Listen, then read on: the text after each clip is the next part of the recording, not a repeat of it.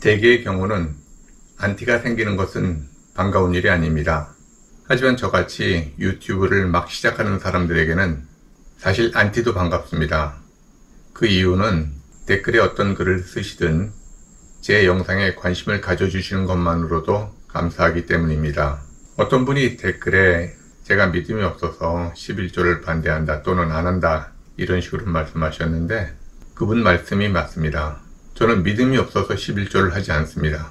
아니, 더 정확하게는 믿음이 없어져서 11조를 하지 않습니다. 제 간증이 11조를 해서 성공을 하고 잘 산다거나 아니면 하나님께 복을 받아서 지금 이렇게 거부가 됐다든지 이런 식의 간증이면 좋을 텐데 그런 간증이 아니라서 제가 야훼를 부정하는 사람도 아니고 성경에 대해서 거부감을 표현하려는 것도 아닌데 혹시 오해가 있으실까 싶어서 좀 주저하긴 했지만은 그래도 실패해도 간증이고 실패하지 않아도 간증이니 말씀을 드리는 것이 좋을 것 같아서 영상을 찍게 되었습니다.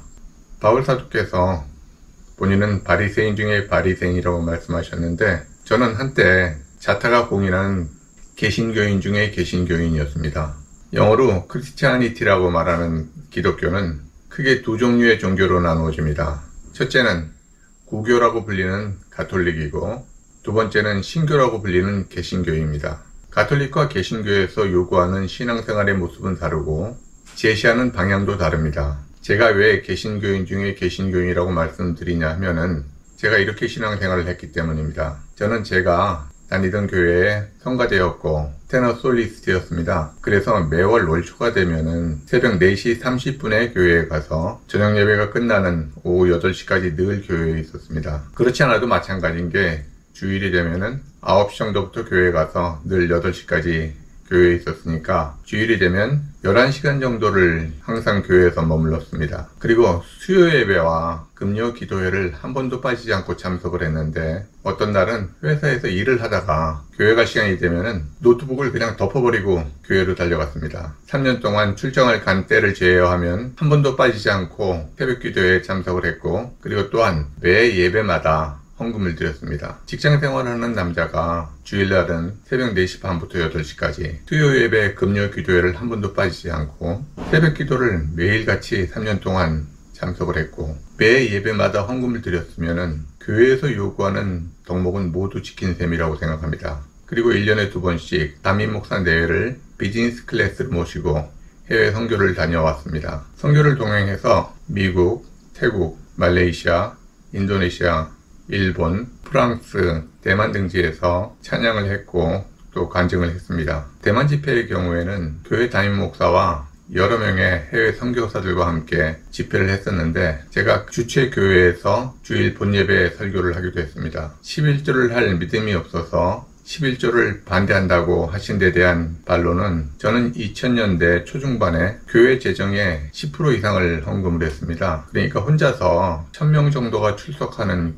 교회의 재정의 10% 이상을 감당을 한 거죠. 당시의 헌금 액수는 연간 1억 1천만 원에서 1억 2천만 원 정도였는데 그 정도 돈이면은 서울 외곽에 있는 소형 아파트를 한 채 살 수 있는 정도의 금액이었습니다. 지금은 집값이 올라서 당시에 약 1억 1천만 원이나 1억 2천만 원 정도 하던 집값이 지금은 약 5, 6억 정도 시세를 형성하고 있습니다. 그러니까 제가 교회 생활을 열심히 해보지 않고 또는 헌금 생활을 열심히 하지 않고 그냥 떠드는 말씀이 아니고 오랜 기간 동안 제가 그렇게 해보니까 그렇게 한 것은 잘 살고 못 사는 것과 아무런 관계가 없다는 겁니다. 저희 집에는 사람들이 많이 놀러 옵니다. 저희 집은 서울에 있는 저희가 출석했던 교회와는 약 10분 정도 거리에 있습니다. 저희 집은 공원 내에 있기 때문에 저희 집에 와서 일단 본부를 차려놓고 계곡에 가서 물놀이를 하고 놀다 와서 저희가 대접하는 가든 바베큐를 먹고 그렇게 놀다 가면 되기 때문에 한여름 아이들이 방학할 때면은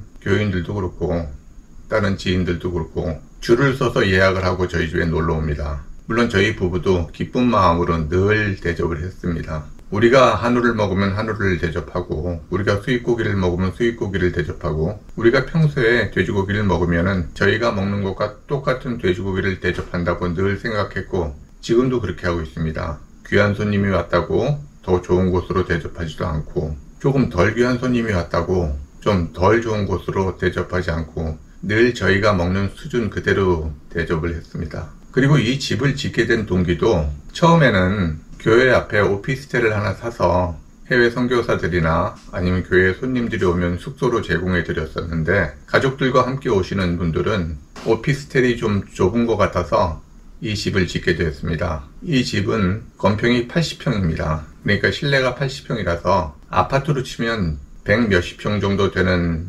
집이라고 보시면 되는데, 이 집을 선교사들이나 교회에 오시는 손님들께 숙소로 제공해 드리기 위해서 처음에 집을 지었습니다. 새벽 기도도 매일 나갔고, 모든 예배에 빠지지 않았고, 모든 예배에 헌금을 했고, 성가대로 봉사를 했고, 주일이면 하루 종일 교회에서 봉사를 했으면은 엄청 잘 살아야 될 거 아닙니까? 목사들이 주장하는 대로라면은 그 정도로 교회에 충성했으면은 아마 지금쯤 재벌은 아니라도 엄청난 부자가 됐어야 될 텐데, 제가 교회에 열심히 봉사를 하고 열심히 헌금을 하고 죽자고 충성을 했음에도 불구하고 계속 상황은 나빠졌습니다. 월급쟁이 때는 한 달에 1,000만 원씩 헌금을 했는데, 사업을 시작하고 나서는 오히려 내리막길을 걸으면서 1년에 10억씩 2년 동안 적자를 보기도 했습니다. 그럼에도 불구하고 담임 목사가 생활의 11조를 해야 된다고 해서 적자를 엄청나게 보고 있음에도 계속 11조를 하고